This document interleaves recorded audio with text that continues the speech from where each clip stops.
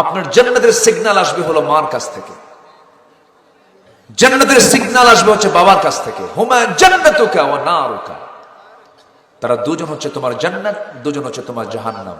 তারা যদি খুশি হয় আল্লাহ তোমাকে জান্নাত দিয়ে দিবেন। জোরে বলি সুবহানাল্লাহ। এবং বাপ মাকে কেমন করে সেবা করতে হবে আল্লাহ তাআলা একটা আয়াত দিয়েছেন, যে আয়াতের কোনো ব্যাখ্যা লাগবে না, আয়াতটাই ব্যাখ্যা করে দিয়েছেন। আল্লাহ রাব্বুল আলামিন বলেন, ইম্মা ইয়াবলুগান্না ইনদাকাল কিবরা আহাদুহুমা আও কিলাহুমা ফালা তাকুল লাহুমা উফফিন ওয়া লা তানহারহুমা ওয়া কুল লাহুমা কাওলান কারীমা। জোরে বলুন আল্লাহু আকবার। যখন তোমার মা অথবা বাবা দুজনের একজন যখন বার্ধক্যে উপনীত হয়ে যাবে, সেই সময় তোমরা তাদের সঙ্গে যখন কথা বলতে যাবে, মা যখন বুড়া হয়ে যায়, বাবা যখন বুড়া হয়ে যায়, শিশুর মতো হয়ে যায়, যদি পারেন মা যখন বুড়ি হয়ে গেছে পাশে গিয়ে বসবেন, চকলেট নিয়ে যাবেন, কিছু ফলমূল নিয়ে যাবেন, মার চোখের সামনে বসবেন, প্রয়োজনে মাকে সুন্দর করে মার সঙ্গে খেলবেন, মাকে কোলের মধ্যে নিবেন, মার কপালে চুমুকে দিবেন, মাকে কোলে নিয়ে বলবে, মা তুমি আমাকে ছোট্টবেলায় যেমন করে কোলে নিয়েছো, আজকে কোলে নিয়ে তোমার একটু বদলা নিতে চাই, একটু হক আদায় করতে চাই। মা আমার মা কিন্তু কোনো কিছু চান না, বউ যা চায়, সন্তান যা চায়, ভাই যা চায়, আত্মীয় যা চায়, সবাই যা চায়, মার চাওয়াটা সম্পূর্ণ ভিন্ন। মা শুধু চান সন্তানের মুখের একটু মুস্কি মুস্কি হাসি। আমার বন্ধুগণ, কিন্তু এটার চরম আজকে সংকট চলছে। এই নাটোরে আমার মাহফিল ছিল গত বছর।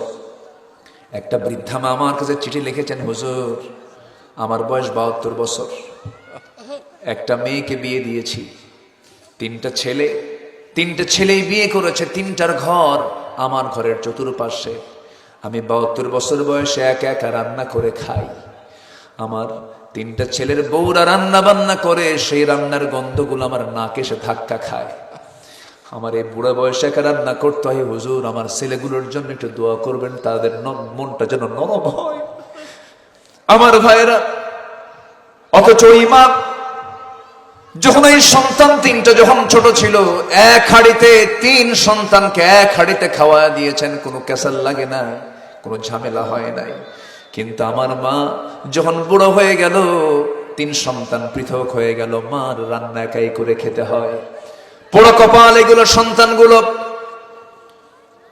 পোড়া কপাল এগুলো। আমি একটা প্রশ্ন করব, বলুন তো, মা বড় না বউ বড়? ভালো করে খাবেন। মা বড় না বউ বড়? মাহফিলে মা বড়, বাড়িতে বউ বড়। তাই তো মাহফিলে মা বড়, বাড়িতে বউ বড় হয়ে যায়। বউয়ের সম্মান বউয়ের কাছে, মার সম্মান মায়ের কাছে। স্ত্রীর সামনে মাকে কখনো খাটো করে কথা বলবেন না, আবার মার সামনে স্ত্রীকে কখনো খাটো করে কথা বলবেন না। দুজনকে সুন্দর করে সম্মান দিয়ে কথা বলবেন। বউটারও কিন্তু দাম আছে, বউয়ের দাম আছে না নাই বলেন? অবশ্যই আছে। সম্মান দিয়ে দুজনকে কথা বলবেন আপনি। কিন্তু মার সমকক্ষ কোনো মানুষ পৃথিবী তার দ্বিতীয়টা হতে পারে না। আমার ভাইয়েরা, আমার বন্ধুগণ, এই মার সাথে এত নাফরমানি করার মূল কারণ হলো দ্বীনের শিক্ষাগুলো না থাকা।